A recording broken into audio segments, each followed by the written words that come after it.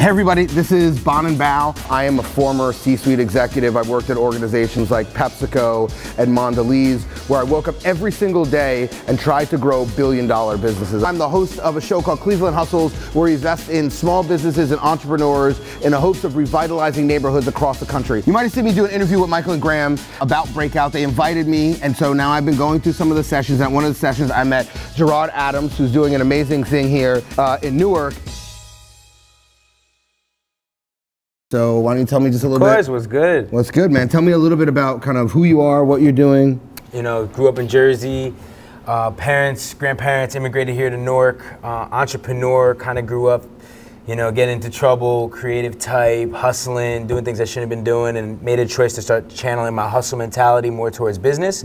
I decided to go to college because my parents wanted that. That was like the road to success, but then decided that after the first semester, I was like, this isn't for me. It's a big business. They're telling me what classes to take. So I ended up, in order to get credits to get to the classes I wanted, so I was like, you know what?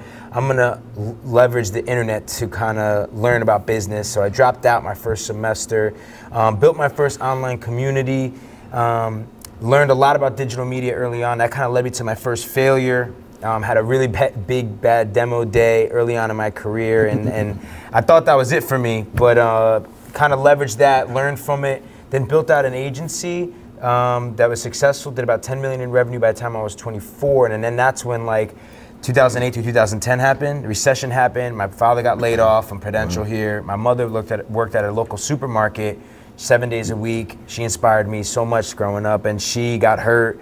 All my friends are graduating from college with a degree, they couldn't get a job, and then that's kind of when I really analyze the economy and what our generation was paying attention to, Kardashian, Jersey Shore, all these things, and I said, how can we leverage content to really educate millennials as what's happening with our economy? So I started making documentaries on the economy, and the last one was called College Conspiracy, about the student loan debt crisis and how the government was making it so easy to get student loans, causing tuition prices to go through the roof, and got a lot of, those went viral, and then I had an intern working for me who wanted to create a news site for millennials, and we ended up forming a company called Elite Daily.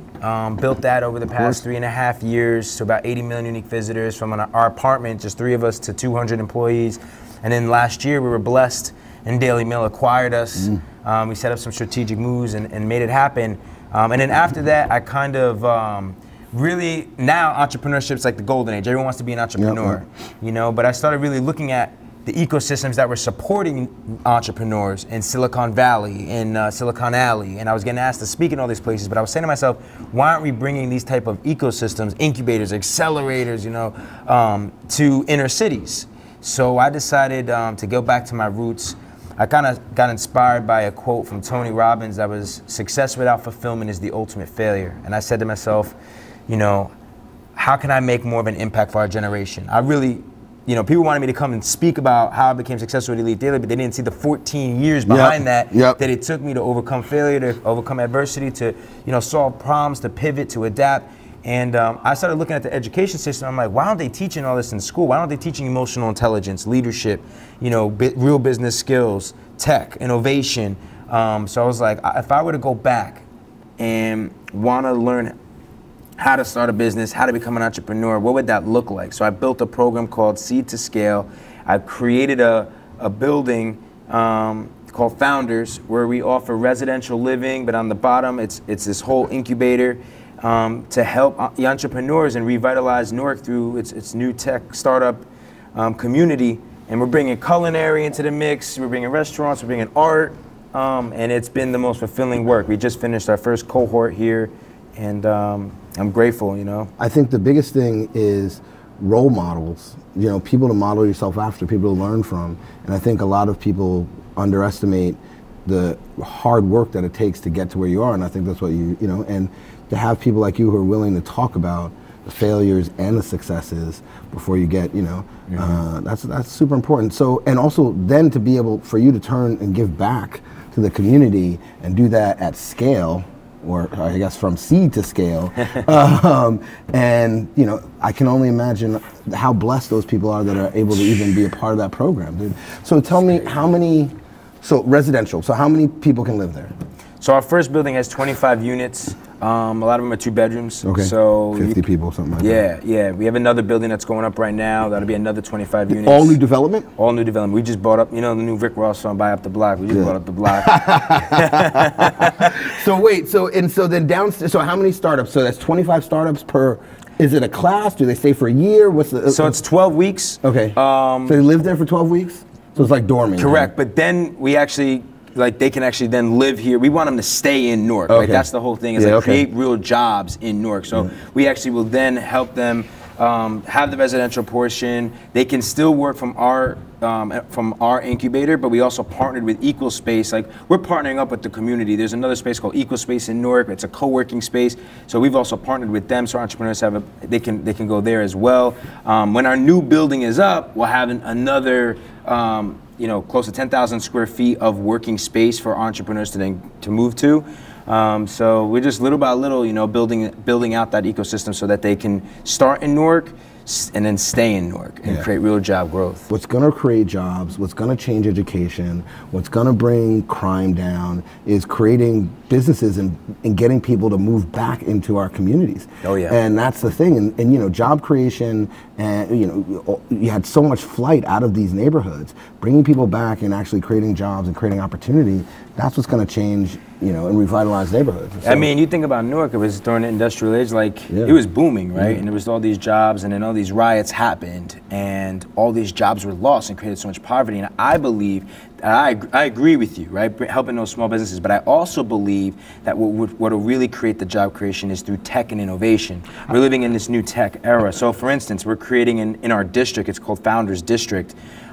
We have a factory. We're bringing back the factory, you know, but this time we're adding 3D printing machines. We're adding virtual reality. We're adding screen printers to make merch and like, you know, industrial machines to do, you know, screen printing to put up like art and canvases that are motivational, and then having that spark, you know, jobs with the youth here and teaching them the process. So I just think it's like if you can bridge bringing back those small businesses, small restaurants, the things like that, the bagel stores, the coffee, the cafes, and then also bring in the tech. New industry, New industry. With the residential, I think, you know, that's a winning formula for, you know, and honestly, we feel it. Like we genuinely can feel it in Newark, and it's amazing. It's so amazing because it's about people. It's more than business. It's about people, and when you really change a person's life, like you feel it. Like it has a ripple effect. I don't know, when you start really changing people's lives and giving them that hope, giving them, you know, and giving them feeling like they have that purpose and giving them real opportunity.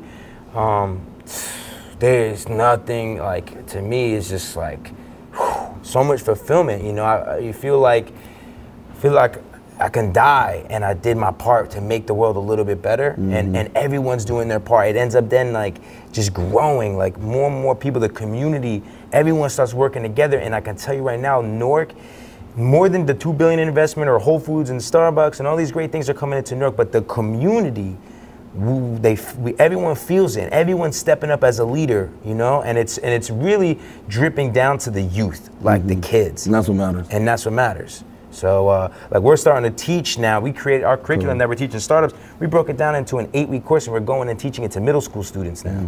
You know, and it's like, I'm excited to see, because like we didn't grow up with you know, all this technology. I didn't grow up with Instagram, Snapchat, all that. But you look now, you know, you start giving putting a VR headset on a middle school student and having him imagine how anything that he's passionate about can change now using tech. Like their minds start running, and they want to innovate and they want to collaborate, and that to me is like, I don't know, it's really an exciting time. I think that is what's great about entrepreneurship today. It's not about trying to be the next Mark Zuckerberg and being the next big CEO, being the next tech startup. It's how we can leverage it to like make impact, you know, and let us be better role models for, like, you know, our families. You know, we stand on the shoulders of giants, and I think sometimes we forget that how important it is for us to give back. Yeah. And more important, I think, to your point, is not just give back, but also realize that the generation is not just listening to us, but they're looking to us to see what we're actually going to do or what we've accomplished and what we've been able to do. And I think it's super important. So 3 pieces of advice you wish you knew when you started that 3.5 year journey, what would it be? The first thing I would tell you is don't go alone. I would tell you to surround yourself with, if you can find a really great mentor, and like I've literally have like found people that I admired, and I would be like, y'all sign your shoes. Like, let me just be in the room. Like, let me just learn from you. So I would tell you first and foremost, like, get a great mentor, and in the same way that you would want to surround yourself with people that can give you that can share experience with you, like failure, not all the success, like people who have actually like gone through the wars and have the scars to prove it. You want to learn from those. You want to get in front of them, and the same thing with not going alone. When you do build your company, get a team. Like, I owe all my success because of my team. I'm a visionary, but I can't, my vision means nothing if I cannot surround myself with a team that can execute. It's about execution, so you need to surround yourself with a team of people, and the way that you do that is, number 2, is through purpose. No matter what you do, you have to do it and make sure that it really does stem from a place that's bigger than you, that it's purpose, that is you're gonna get up every single day and you believe in it, because then your team will believe in that purpose, and that's so important, because when I started my career, I cared about money. I didn't grow up with it, so all I wanted to do is be rich so that I can give back to my mom and dad. I don't want to see my mom hurting anymore. You know, my dad got laid off after dedicating 30 years after 9 to 5 for Prudential. You know, I want to take care of them for what they did, their sacrifice. So I really focused on the money early on in my career until I lost it all, until I lost millions of dollars. And I was like, wait a second, that wasn't supposed to happen. And like, to bounce back from that, I realized like, okay, if I'm a real entrepreneur, I got to be like, you can put me anywhere, like, take everything away from me and then be able to create something again, and it has to stem from, you know, it has to stem from something that's burning inside of you, like a real purpose on why you're doing what you're doing. Not about money or anything else, like why are you doing what you're doing, why are you doing it? So I would say, like, find that why, find that purpose, and because that's what people will really get behind, and not just your team, but your audience, whoever people think about. Steve Jobs, you know, think about Apple, think about Nike. Just do it. Like, people buy into that, the brand and what it stands for, more than, you know, the new dunks that came out. Number 3, I would say, I would tell you to understand the business. It's so cool to be an entrepreneur nowadays. It's so glamorous now. I want to be an entrepreneur. I have this great idea. I want to be this CEO and entrepreneur. And people forget that, like, it's gonna take extremely hard work and extreme sacrifice. And in order for it to succeed, you have to genuinely have a business model. You know, like, how is this gonna be like economically viable? And I've seen a lot of people fail, and failure is okay. You have to overcome them. But I've seen a lot of people fail because they got so passionate and creative, but they didn't actually think through the business end of it. And, you know, so understand the business, do the research, study your competitors, study people in the industry, study how you're going to be able to make it, create enough value that someone will pay for, and you're going to be able to self-sustain and grow your team, because eventually it's going to be bigger than you. You're going to have people that are going to be relying on you and the company. So what is that business model? And think that through early on. You know, I think that's important. Even it doesn't mean you have to make money from day one. Like Elite Daily, we cared more about the content and the platform and creating something of value that people wanted to come and read first, and then we figured out how to make money. Did you self-underwrite it, or did you get find seed funding? Or so we bootstrapped it, and then about close to 2 years in, we were able to go and do a 1.5 convertible note, and we were lucky enough to get a really big VC to back us. That gave then domino affected down to other investors. But you know, me as an angel investor, I think if you can get a core angel behind you that's going to be strategic, that would be my advice. I agree. I agree. I think strategic. I think people underestimate the importance of strategic dollars when you're starting off. Yeah. Money is money, but strategic money is something that can get you to the next level, can open networks, can provide access so much in ways that you can't even see. All right. Oh man. All right. So thank you, everybody. This is Bonin Bough. I'm here with Gerard Adams. I I want to say former, but I'm not even going to talk about the past. We're only going to talk about the future. CEO of Founders here in Newark. So I wanted to put like a short sentence on what it is. What do you call it? It's a social impact accelerator for entrepreneurs by entrepreneurs. A social impact accelerator for entrepreneurs by entrepreneurs.